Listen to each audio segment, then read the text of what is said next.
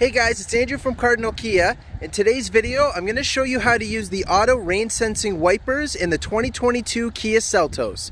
I have in front of me here an SX Turbo all-wheel drive in Star Bright Yellow. Let's get started.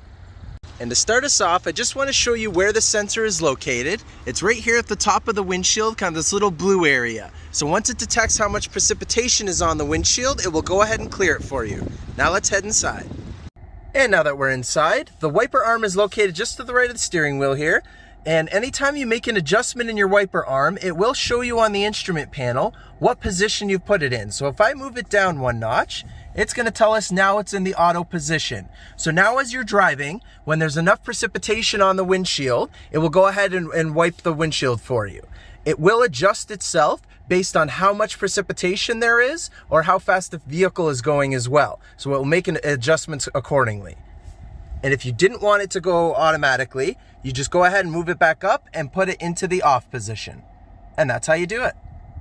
Thank you very much for watching, guys. Please make sure you hit that like button and that you subscribe and select the notification bell so you stay up to date with all of our videos. And please go ahead and give us a follow on Twitter, Facebook, and Instagram. All of the links are in the description below. Thanks, guys.